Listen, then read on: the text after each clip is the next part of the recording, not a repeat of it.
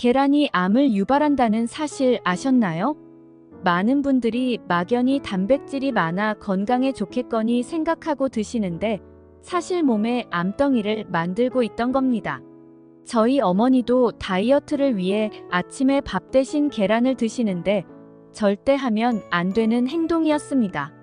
그럼 계란이 왜 건강에 치명적인지, 어떤 음식과 어떻게 먹어야 하는지 딱 깔끔하게 정리해서 알려드리겠습니다. 계란과 함께 먹으면 안 되는 첫 번째 음식은 두유입니다. 계란의 퍽퍽함 때문에 우유나 두유를 함께 드시는 경우가 정말 많은데요. 실제로 두유에는 식이섬유가 풍부해 성인병 예방에도 효과적이며 포만감도 오래 지속되는 장점이 있는데요. 하지만 사실 두유는 계란과 절대 먹으면 안 됩니다. 바로 콩 속 트립신이라는 성분 때문인데요. 트립신은 계란 흰자에 있는 란송단백과 만나면 각종 영양 성분을 파괴하는 역할을 하는데요. 건강에 좋은 두 음식을 함께 먹으면 효과가 배가 된다고 생각하실 수 있지만 사실은 서로의 영양분을 죽이는 셈이 됩니다. 저희 어머니처럼 다이어트 식단으로 계란과 두유를 함께 드시는 분이 있다면 오히려 영양 손실을 가져오니 반드시 알려주시기 바랍니다. 계란과 함께 먹으면 안 되는 두 번째 음식은 녹차나 홍차입니다. 요새 많은 분들이 아침에 밥 대신 빵이나 계란에 따뜻한 차를 드시는데요.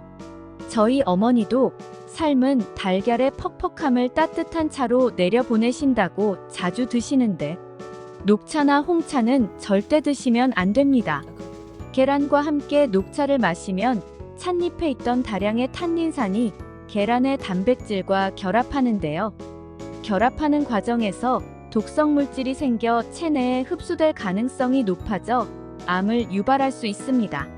또한 장 운동까지 느려지게 만들어 변비를 일으키게 됩니다. 저희 어머니처럼 따뜻한 차가 소화를 도와줄 거라고 생각하시는 분이 계시다면 오히려 변비를 만드니 꼭 알려주셔야 합니다. 따라서 계란을 드실 때는 따뜻한 물 한 잔을 드시는 게 좋고 차를 드실 거라면 녹차나 홍차는 피해 주시기 바랍니다. 계란과 함께 먹으면 안 되는 세 번째 음식은 감입니다. 감은 건강에 좋은 거 아니냐며 생소하신 분들 계실 텐데 꼭 끝까지 들어보시기 바랍니다. 두 음식을 함께 반찬으로 올려서 먹는 일은 없지만 계란 후라이나 삶은 계란을 드시고 감을 후식으로 드시는 경우에 해당됩니다. 먼저 감에는 숙취 해소에 매우 좋은 탄닌이라는 성분이 들어있는데요.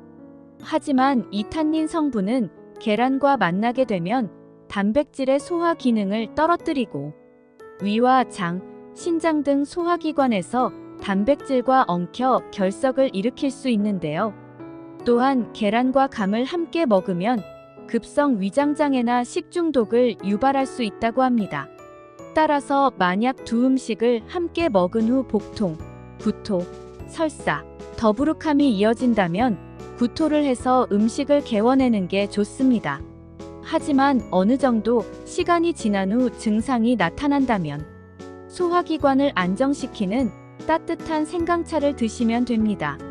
막연히 인스턴트 음식이 아니니 건강에 좋겠거니 싶어 별 생각 없이 드시는 분이 가족 중에 계시다면 반드시 알려주시기 바랍니다. 계란과 함께 먹으면 안 되는 네 번째 음식은 약입니다. 젊을 땐 건강했지만 나이가 들수록 무릎과 관절이 쑤시거나 다양한 이유로 약을 드시는 경우가 많은데요. 저희 아버지는 아침에 밥을 먹을 시간은 없고 공복에 약을 먹기에는 부담이 될 것 같아서 간단하게 계란을 드시는데요. 오히려 건강을 망치고 계셨던 건데요. 단백질 함량이 높은 계란과 약을 함께 복용하면 위에 큰 부담을 줘 소화장애를 일으키게 됩니다. 특히 설사나 복통이 심하다면 약 복용 전 계란은 되도록 안 드시는 게 좋습니다. 분명 공복에 약을 먹지도 않았는데 왜 속이 쓰릴까 하셨던 경험이 있으시다면 이 부분을 꼭 유의하시기 바랍니다. 지금까지 계란과 최악의 궁합인 음식들을 알려드렸는데, 반대로 계란과 함께 먹으면 보약이 되는 음식을 알려드리겠습니다. 계란과 함께 먹으면 좋은 첫 번째 음식은 호박입니다. 저희 어머니는 호박전을 자주 해주시는데, 호박은 칼로리가 높지 않아 다이어트에도 상당히 도움이 되는데요. 해독 작용은 물론 콜레스테롤 수치까지 낮춰주기 때문에 계란과 최고의 궁합입니다. 호박은 계란의 단백질 흡수를 더 빠르게 도와주며, 호박의 풍부한 비타민이 계란의 부족한 비타민을 완벽히 보충시켜줍니다. 또한 계란의 칼슘과 단백질이 호박의 식이섬유와 비타민과 만나게 되면 서로의 영양소를 보완하는 식사를 할 수 있습니다. 게다가 계란의 칼슘과 호박의 식이섬유가 만나면 부교감 신경이 활성화되어 행복 호르몬을 증가시키고 정신 건강에도 탁월한 효과를 준다고 합니다. 오늘 호박에 계란을 씌운 호박전을 요리해 드셔서 맛과 행복을 동시에 누리시길 추천드립니다. 계란과 함께 먹으면 좋은 두 번째 음식은 토마토입니다. 모두 알다시피 계란에는 단백질이 풍부하지만 의외로 비타민C가 부족한데요. 전문가에 의하면 체내 비타민C의 부족은 뇌 인지 능력을 저하시켜 치매 발병률을 높인다고 하는데요. 따라서 계란을 드실 때는 항상 비타민이 풍부한 토마토를 함께 드시는 게 좋습니다. 미국 암연구소에 의하면 계란과 토마토를 주 5회 이상 섭취 시 암과 치매의 발병률이 50% 이상 줄어드는 것으로 밝혀냈습니다. 토마토에는 항암 효과가 뛰어난 리코펜이라는 성분이 있는데, 특히나 기름과 함께 조리할 경우 체내 흡수율이 가장 높아진다고 합니다. 토마토와 계란을 어떻게 같이 먹을까 생소하신 분들이 계실 텐데, 샌드위치, 계란말이 등 여러 음식이 많으니 꼭 한번 드셔보시길 바랍니다. 저희 아버지는 아침마다 계란을 넣은 토스트를 드시는데 토마토도 같이 넣어 드시라고 말씀드려야겠네요. 계란과 함께 먹으면 좋은 세 번째 음식은 치즈입니다. 치즈는 칼슘이 풍부하기로 유명한데요. 계란에는 단백질이 풍부하지만 상대적으로 칼슘이 적은 편입니다. 따라서 칼슘이 풍부한 치즈와 계란을 함께 먹는다면 부족한 영양소를 보충할 수 있는데요. 또한 계란 노른자에는 비타민 D가 풍부한데, 이는 치즈 속 칼슘의 체내 흡수율을 높여줍니다. 저희 아버지는 계란말이에 항상 치즈를 넣어주시는데, 치즈에는 고혈압 예방과 변비 예방의 효능도 있어 자주 요리해달라고 해야겠습니다. 계란과 함께 먹으면 좋은 네 번째 음식은 양파입니다. 저는 계란말이에 양파가 들어있는 걸 싫어했는데 효능을 알게 된 후 매일마다 넣어 먹는데요. 양파는 계란 특유의 비린내를 잡아주고 소화를 도와준다고 하는데요.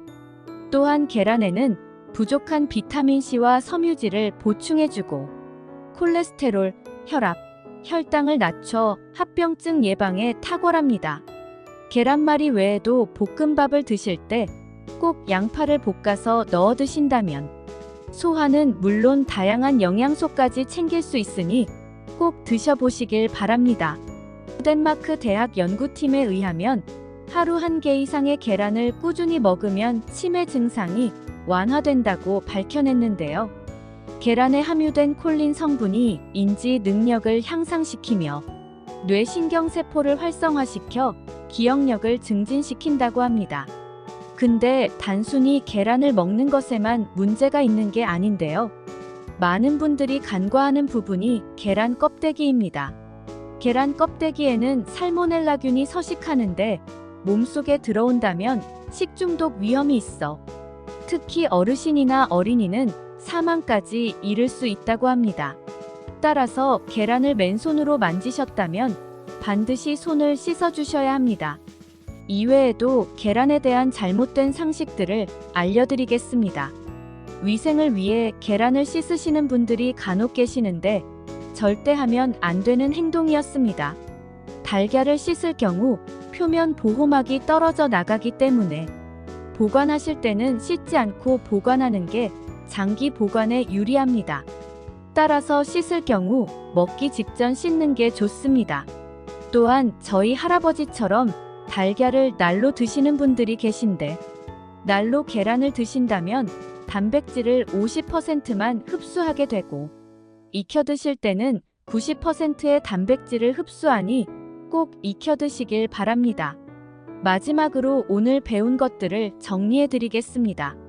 계란과 함께 먹으면 안 되는 음식에는 두유, 차, 감, 약이 있었고 계란과 함께 먹으면 좋은 음식에는 호박, 토마토, 치즈, 양파가 있었습니다. 그동안 계란에 대해 잘못 알고 계셨던 부분들이 있다면 이번 기회에 가족분들에게도 알려주시기 바랍니다. 오늘 배운 내용으로 가족분들에게 요리해 주셔도 좋겠네요. 영상이 도움되셨다면 구독하셔서 건강에 유익한 정보를 알아가시길 바랍니다. 시청해 주셔서 감사합니다. 오늘도 행복한 하루 되세요. 지금까지 건강연구원이었습니다.